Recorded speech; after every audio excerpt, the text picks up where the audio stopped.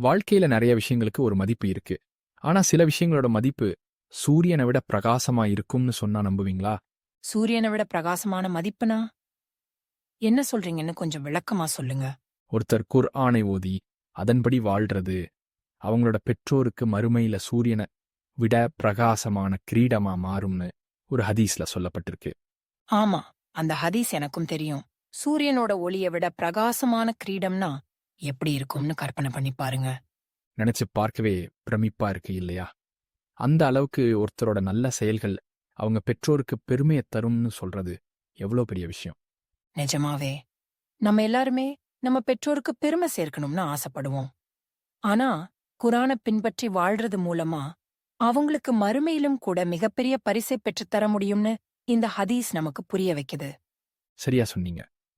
நம்ம வாழ்க்கையில குர்ஆனுக்கு முக்கியத்துவம் கொடுத்து அதன்படி வாழ்ந்தா